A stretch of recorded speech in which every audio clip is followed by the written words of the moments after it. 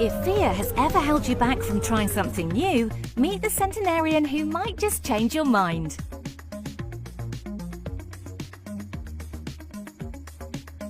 Second World War veteran Minette Bailey, who served in the Women's Royal Navy, celebrated her 102nd birthday with a skydive over Beccles Airfield in Suffolk, becoming Britain's oldest parachutist.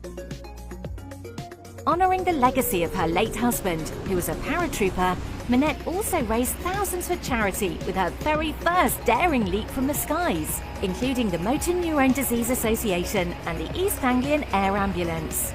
Okay, Minette, we're about halfway now. How are you feeling? You ready to go? I hope you have a lovely start out, okay? I'll see you outside. And having marked her 100th birthday behind the wheel of a Ferrari at Silverstone, the thrill seeker isn't slowing down. A bold reminder that it's never too late to embrace adventure. Good job, how was that? Oh, that's wonderful. Well done, congratulations. You've just jumped out of an airplane. Awesome. Should we sit down for the moment? Yeah. Oh, that'd be great. You're a superstar, you. Say hello to Barbie's latest role model, who's proudly representing the diabetic community.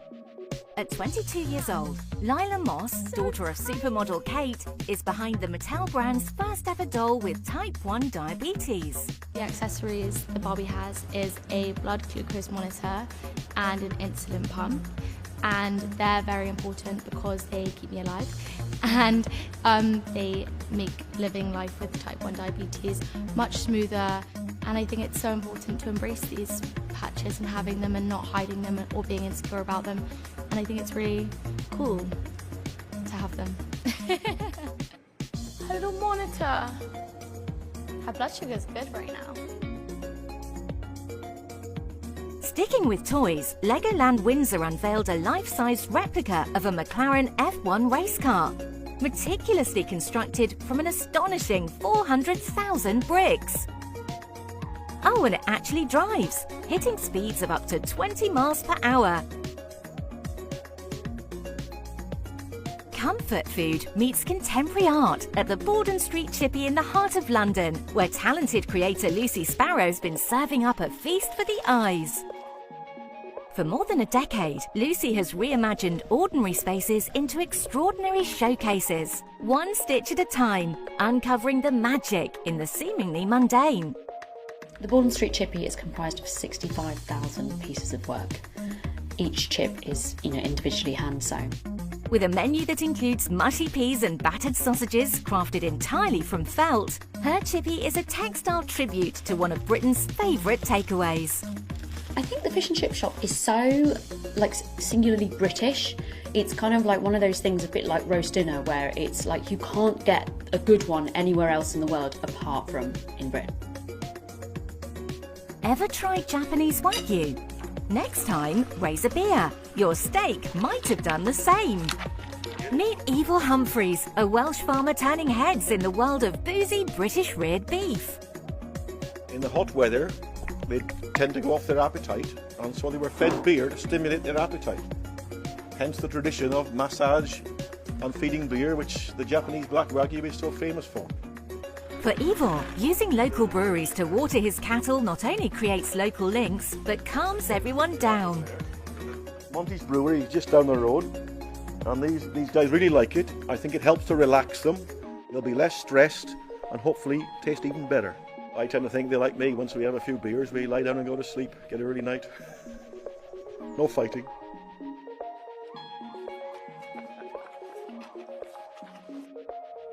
There's nothing quite like celebrating a literary icon right where they first put pen to paper. And in the picturesque Hampshire village of Steventon, where life began for Pride and Prejudice author Jane Austen, fans marked the 250th anniversary of her birth with a charming country fair. It's such a special feeling to be on the spot where she herself walks, and everybody here agrees with me. Everybody here really loves Jane Austen.